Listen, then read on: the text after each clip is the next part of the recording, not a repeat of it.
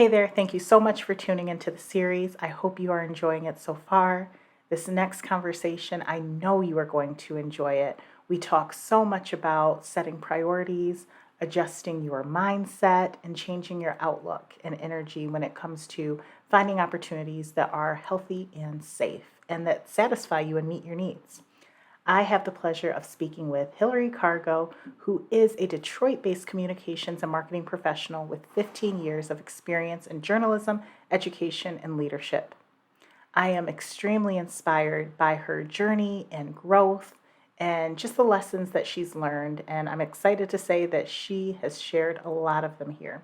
So get out your pen and paper so that you can take notes on some mindset shifts that you can use along your journey.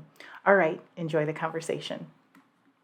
Today, I have the pleasure of speaking with Hillary Cargo. And Hillary, I just want to take the time to thank you so much for spending time with me to share your experience and talk about the topic of toxic work environments. Absolutely. You're welcome. I'm glad we're here. Yes. And I know we've been connected on LinkedIn for a while. And Mhm. I would also love to hear what made you say yes to sharing your experience. I think that, quite frankly, most of us just go into the workforce blind in terms of what our priorities are. I mean, when you're younger, you go in and you're ambitious and you just want to prove yourself in your job. And it's kind of one of those things where it's like you learn as you go in relationships too. It's very much like a relationship. And until you understand the importance of boundaries and the importance of putting yourself in a situation where your expectations are valid because you deserve to be in a healthy environment, you deserve to be in a healthy relationship. Until you actually have those boundaries that are violated in one way or another, you don't understand how important they are. So I think, obviously, if I can help anybody, kind of abolish those naivetes, Mhm, and just kind of like educate themselves a little bit in terms of going in with established boundaries. The other thing is that I didn't realize how beautiful a supportive company culture could be until I had one. I just had jobs where I did my job mhm, and I got my um I felt validated through my own endeavors. mhm, I didn't mhm, necessarily have leaders who were really supportive, or sometimes they weren't even present, mhm, until I actually did work in an environment where the company culture was celebrated, where we celebrated our diversity, and we celebrated our different voices, and our new ideas were always mhm, welcome, and nobody really felt silenced in one way or another. So I think until you actually see that juxtaposition as somebody who's been mhm, through a couple of different roles through a couple of different companies, you don't really mhm, realize what you have until it's gone. So if me speaking to this topic could in one way, shape, or mhm, form either educate or provide somebody with a little bit more insight, or mhm, even prevent somebody from getting in a toxic situation. I mean, I'm all about paying that forward because the way that it affected my mental health in the end, mhm, it really was just, I feel like it was necessary. Looking back on it, it was necessary for me to become the person I am today, but I don't mhm. feel like it's necessary for everybody. It really kind of tore me down, and I had to build from Wow. scratch my worth, my professionalism, what I thought I was Mhm. capable of, and who I am today. You said so much there, Hillary, that I really want to call out. So I want to call out a few things. Yeah. Number one, I love that you said that there are healthy work environments out there because I Hmm. feel like whenever I talk to professionals, there's this belief that, oh, all workplaces are like this and nobody's happy at work. So I love that you're calling that out, that there are places out there that treat their employees right. Yeah. And Absolutely. There are. yes. And before I have you expand more on that, I want to talk about your toxic workplace experience. Can you Sure. share a little bit about the toxic work environments and when you realized they were toxic and kind of the behaviors that you encountered during your time in these environments? Yeah, I guess, we're always told, and again, this goes back to learning as we go. I mean, we're always Mhm, told to watch out for red flags, right? mhm, And not all of us have that instinctual gut where we're like, mhm. something doesn't feel right, or some of us are so optimistic, or we're getting paid so Yes. much for the first time. I had Mhm. just gotten out of a 20-year marriage. I Mm. had just had to file bankruptcy. There's a whole niche of needs out there Uh-huh. for women who are just building their lives up all over again. I had four Right. kids. I still have four kids who are now teenagers 4 years later. Mm.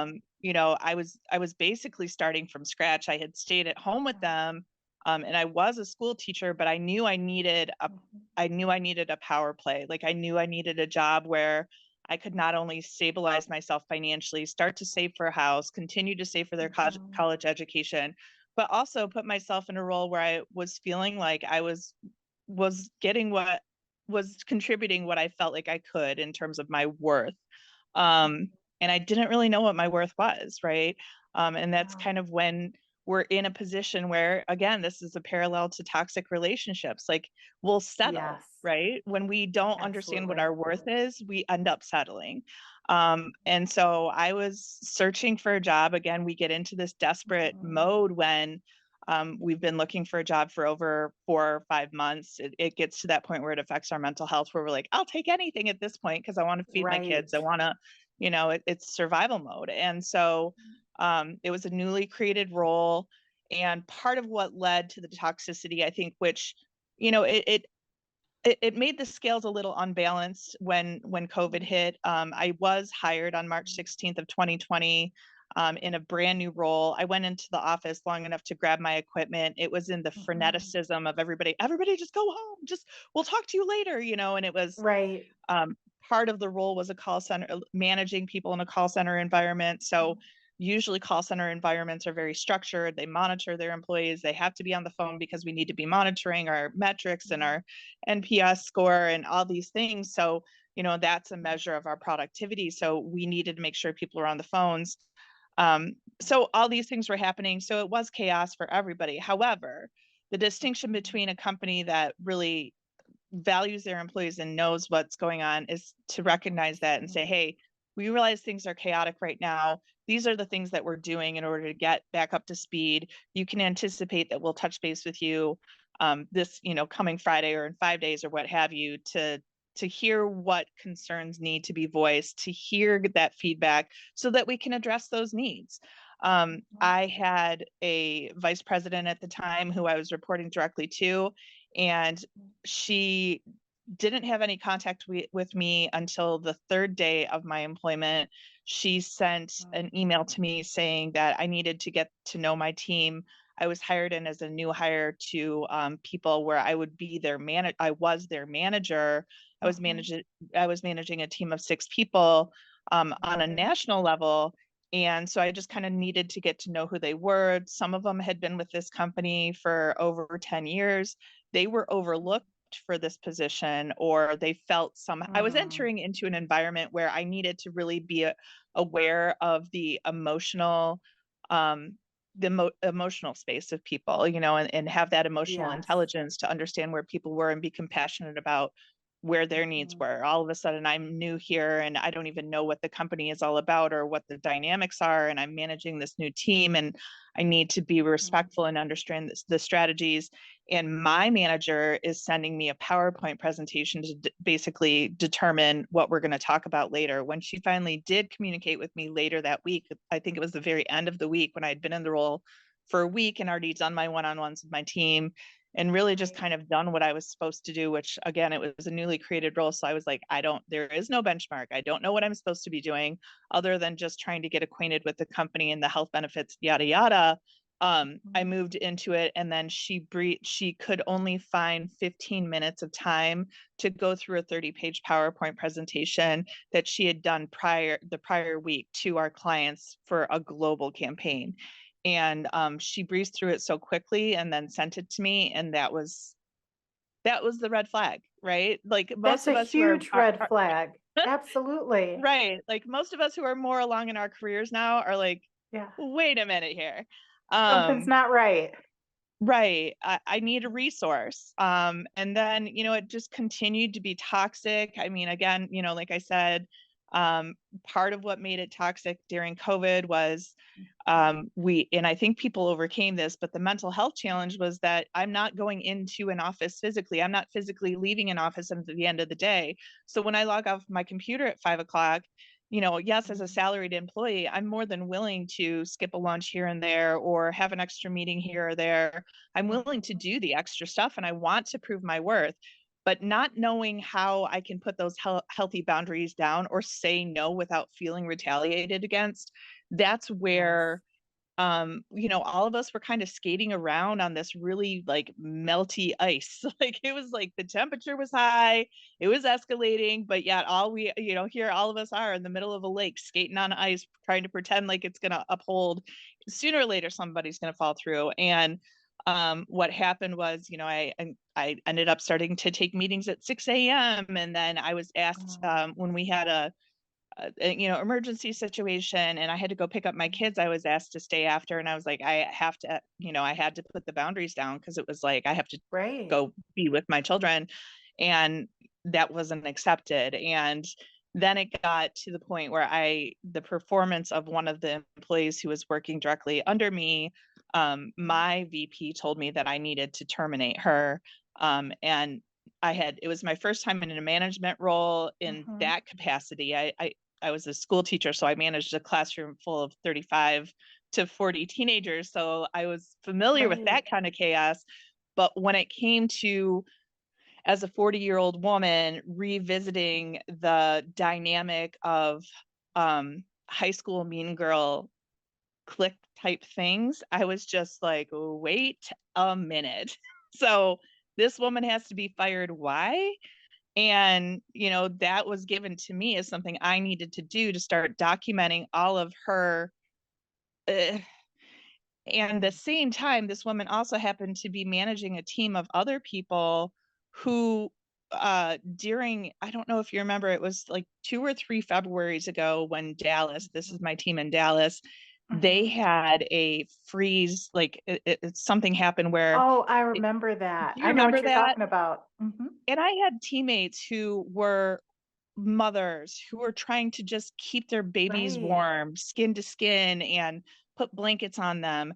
The company said, this company said that they had to take their PTO time for those days. And I told my For team at that something out time, of their control.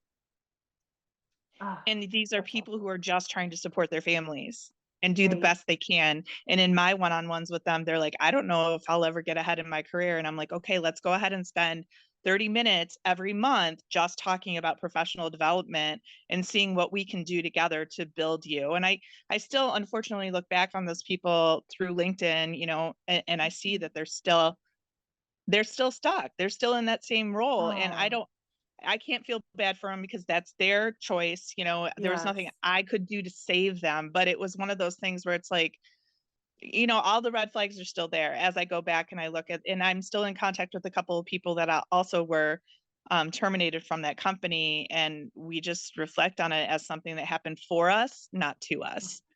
And Right. that's the wisdom that I've gotten from the situation now that I went through it. And like I said, I think like on the mature side of things, like now that I've gotten through that, I think that things do happen to us for a reason because that really set the stage for what am I worth and what am I willing to accept and what are deal breakers for me. And that was the toxic relationship that I had to go through in order to see what an abusive relationship was like, so that I started to put those healthy boundaries around myself and say, even if I had to take $10,000 less in my next job, which I did Mhm. in the end, but that $10,000 is nothing compared to the quality of life that I had with this other company that completely treated all of its employees that I came in contact with like rock stars and wanted to see us be nurtured and have that teamwork as much as we possibly could and celebrate all of the differences and the similarities that we had together. Whereas, this other environment was just so toxic looking back on it. So I don't know if that Yes. answered your question. I just gave you a Oh, lot.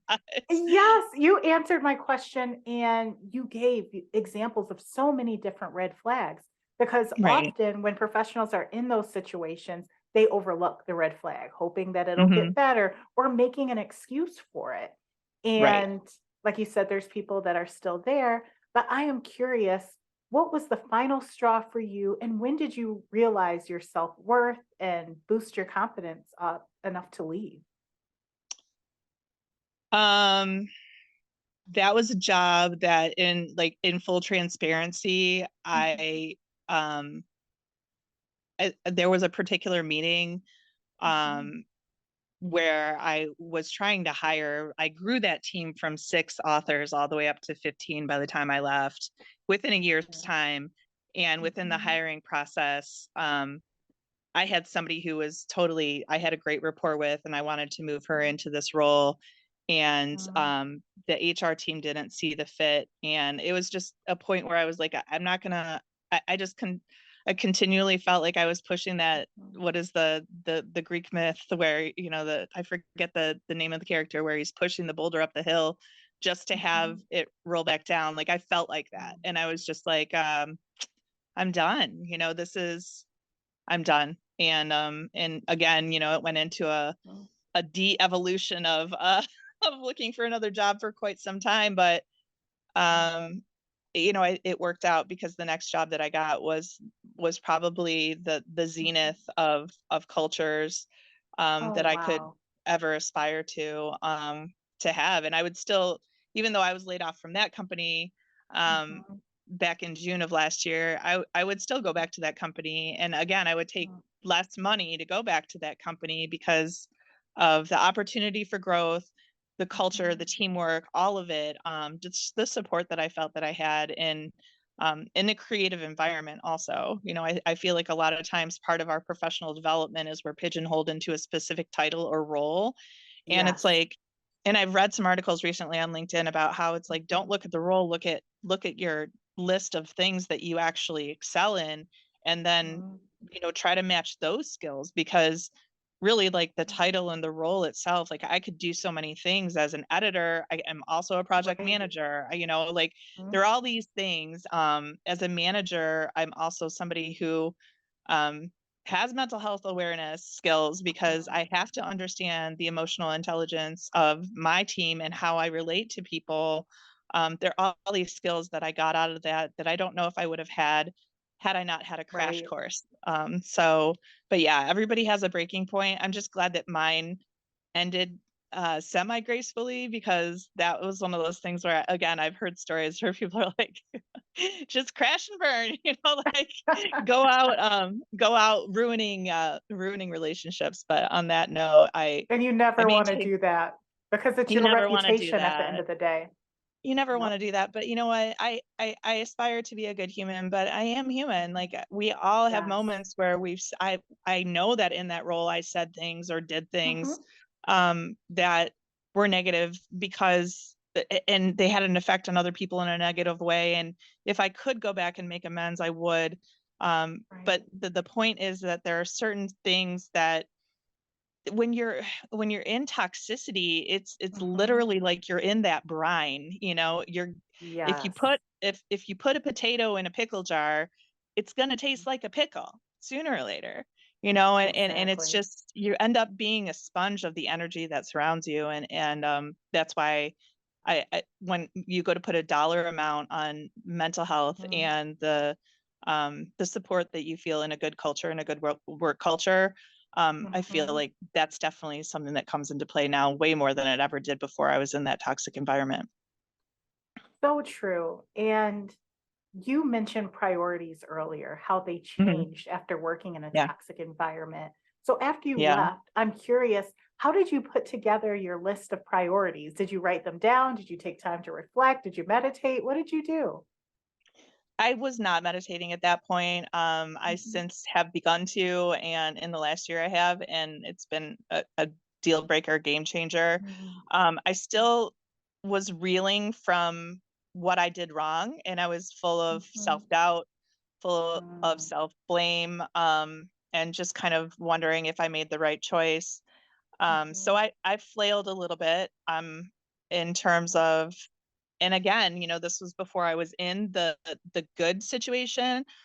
So I Yes. didn't know how good it could get. So I wasn't necessarily prioritizing mental health as much as I should have been going into that next role. I just got lucky. Mhm. And now that I've had both like the dark side and the light side, coming out of this last one where I had a really Mhm. good culture, that's when I was like, I see the disparity, I see the difference. That's when I kind of had the Yes. maturity.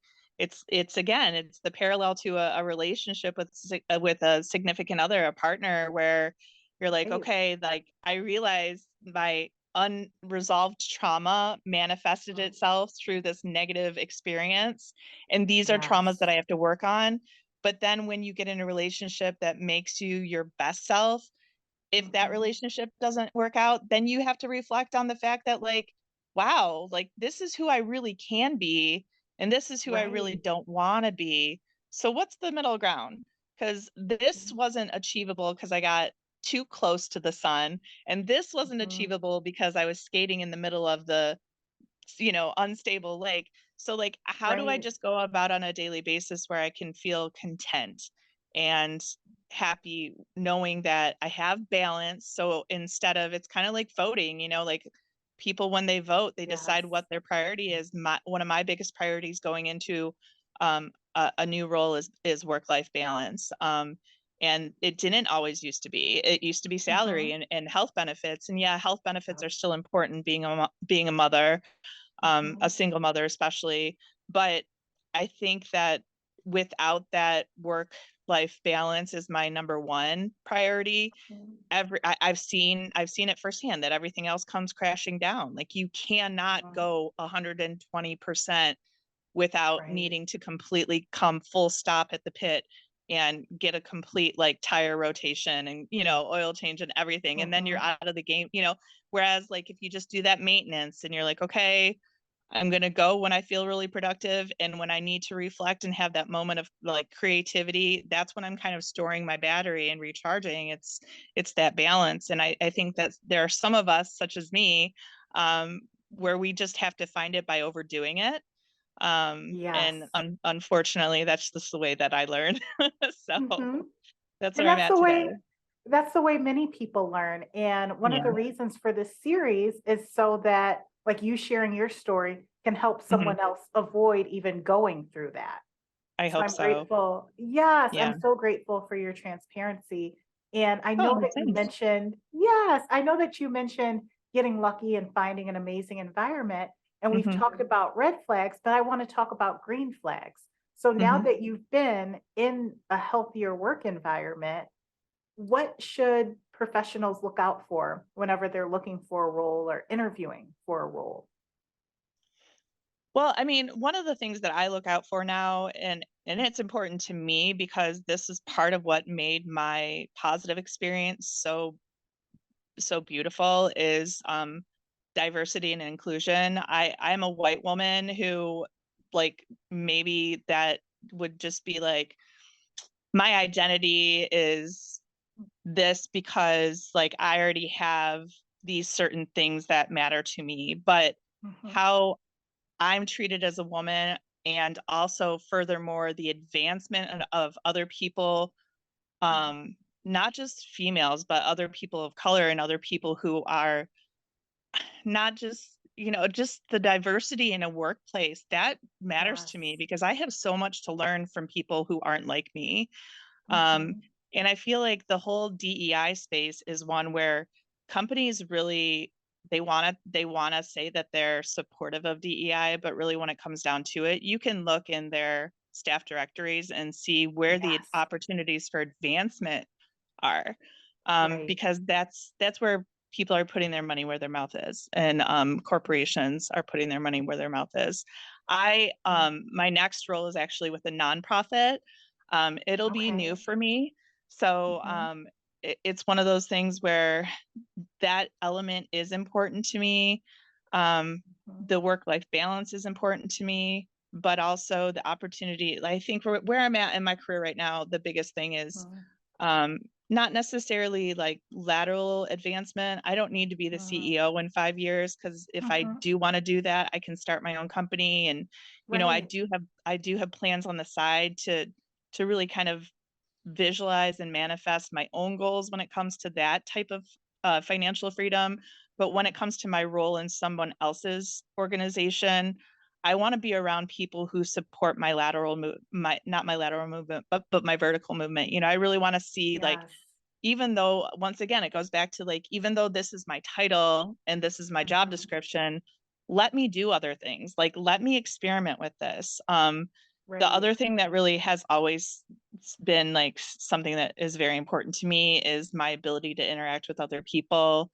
And if I'm not constantly learning and growing, then Mhm. it's a deal breaker for me. So really kind of seeing those opportunities. And then, of course, with the nonprofit, I still have more to learn about this company that I'm about to go into. But one of the things that I really, really, really enjoyed about this past Mhm. company that I work for in the utopian scenario is the involvement in their local community. Just being able Yes. to, like, really kind of put your feet on the ground and say, this is Mhm. how what I'm doing on a daily basis can impact a future generation, because I'm actually giving. In this particular organization that I worked for Mhm. previously was huge in philanthropy in the community. And I could tell that the organization stood for that. It was kind of like, Mhm. if you're going to represent something, then please be authentic, please be genuine, and please have Yes. integrity. Um, and I guess that goes back to what I was talking about with DEI. It goes back to what I was Mhm. talking about for education and advancement. It also goes Mhm. back to what I was just speaking of in regards to being involved in the community. Like, let's go ahead and be engaged. Let's show people how we care and Mhm. how we can make their lives better. I think that's, Right. I know that I'm in a good fit when I'm working in that kind of environment. So, That sounds like an amazing environment, and I know people are gonna be like, "How did she find that previous environment?" So do you have any tips for someone who is looking for a healthier work environment? oh, yeah. Okay. So this is the biggest tip. Um, and I was gonna just go ahead and precursor it with one of the things that we do as as women, where we're like, I know this Mhm. sounds this way, but I'm not gonna say that. From Mhm. my heart, um, a lot of the things that I've been through in my life, from a toxic work environment to toxic relationships or whatever, part of healing my trauma has been to find my inner child and to say, Mm. I think everybody has it, right? Like, if you close your Absolutely. eyes and you think about when you were little and you had, like, the ice cream dripping all over your hand, and you just knew that you had Yes. the power to go ahead and get sticky because you were going to eat it up and go rinse yourself off in a hose or whatever we did. It's like Mhm. that feeling of, like, joy. What brings you joy? Like that. Oh. If people are too, like, afraid to talk about their inner child, then we don't have to call it that. Fine. Find out, Mhm. go back to the root of who you are as a person. If you don't know who you are, that was one of the Mhm. biggest interview questions that really tripped me up going into a lot of Mhm. interviews recently, is that first question where they Mhm. ask, who are you? And I'm like, I Oh, don't even yep. know. I'm still figuring it out. But what I Yes. do know is, at the heart of everything, like, when I really focus on that, like, what brings me joy, what makes me happy, that's the thing that we have to do, right? And Yes. I can go ahead and be a software engineer. I know I'm not going to be happy in that role because it's not my wheelhouse. There are certain things where working with other people, being creative, um, educating people, helping somebody, like, these are all the things that bring me joy. And when I can give back to somebody else, even if I don't have to see how it's affected their life, just knowing Mhm. that by giving something away is always so much more in return for what I get out of it Yeah. than giving it to begin with. And I think, like, that's for me, right? And for you, it might be different. For you, it might be bringing people together and like Mhm. creating this collage and this mosaic of stories through your, Yes. um, through what you're doing, through the interviews and the different people you may meet.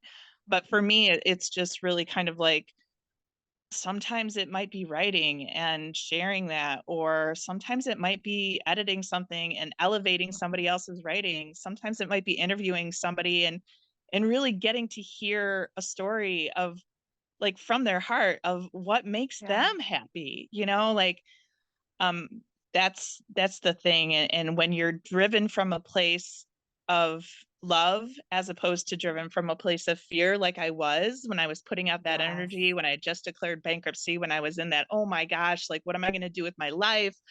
I Mhm. was driven from a place of fear. I got a fear-based job. I was afraid to Right. lose it. I overperformed just for the sake of the fact that I was afraid that of financial ruin. And Mhm. now I'm not rich, but the quality of like my life is so much better today because Mhm. I don't have to have millions of dollars, but what I do have to have is the ability to go to bed at a regular hour, to wake up in the morning and have that space in my life to like spend time with my kids, spend time in nature, spend time with other Mhm. people who, have that similar resonance of what they want out of the quality of their life. And today I have Mhm. that. And I think if we lead from a place of love as opposed to a place of fear, that we're going to find those things. It's like if you're I told my 15-year-old, he's going through that Mhm. whole like negative thing, and I'm like, Yeah. it's not easy being a teenager. And so one of the homework assignments I gave him, and I this is not mine, I heard it from somebody. I said, Mhm. I want you to send me a picture, one picture every day, not like from what you scroll, but from what you see in your life, of something that you think is Yes. beautiful. And Mm. at the end of the week, he's like, Mom, I know what you're doing. And I was like, right, what am I doing? And he's like, you're trying to make me find beautiful things in the world. And I'm like, guilty, but that's the thing. If we go through life and all of us has that one person that we're like, I want to share this piece of beauty with you. I can't wait to tell this Yes. story about this cool thing I saw today. It's not just keeping it to ourselves, but it's like that contagiousness of being like, I'm going to make the world a better place just from one person, and if that's all we can do, then when you're looking for that job, that recruiter, whoever, is going to see that in you. And Yes. that's where your path, like you just put one foot in front of the other and those things will happen. And I know it sounds cliche because I'm on the other side of the fence where I took my green banner down this past 2 weeks, Mhm. and I'm about to start on the other side of this journey. And it's easier to say when you have a job as opposed to look when you're looking for one and you're in that almost like mental darkness. But just Right. put one foot in front of the other. And when you're coming from that place of like, I'm going to find something that's good for me, that sings to my soul, that makes me better, it might just be something that's going to last for another 6 months, but it'll lead you to that next thing, and Yes. that's kind of, I don't know. It's not even like I was looking for a specific job with this particular organization. I Right. kind of did the approach where I was casting a wide net and being like, Mhm. whatever comes to me is happening for me. And one of the things I heard on LinkedIn actually recently that I totally stole was that rejections are redirections. And I'm going So to use true. that because, like, every step of the way, if those jobs that I got really close to having, just, you know what? It could have been a totally different situation. Maybe it was, I don't have to know. But what I do know is that if I come from a place of having faith, that those things do end up happening. So that was really wordy.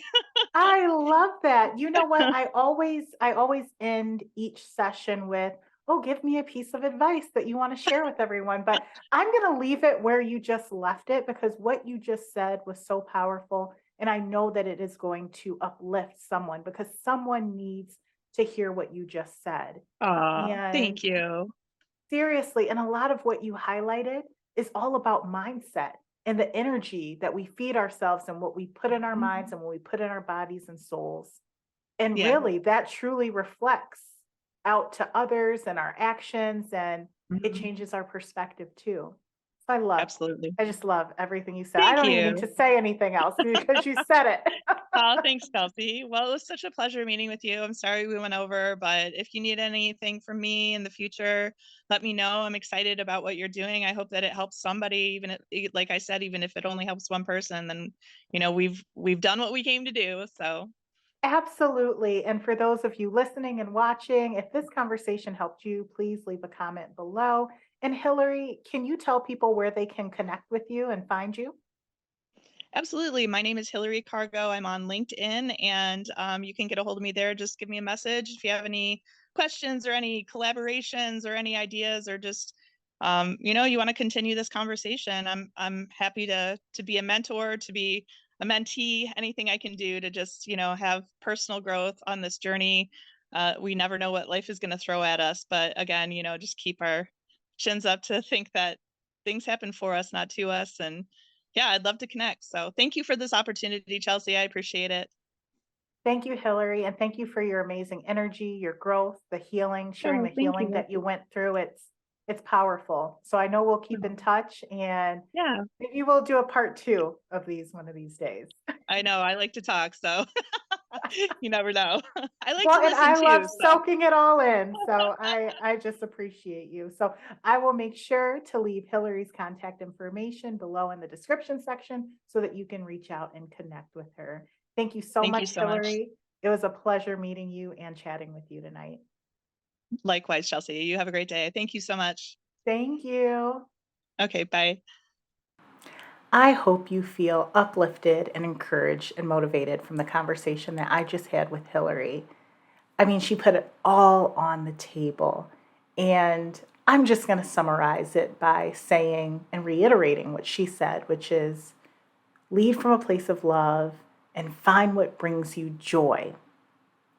And I would add to that, speak your truth and be honest with yourself when it comes to what brings you joy and what it is that you want to explore to bring you pure happiness.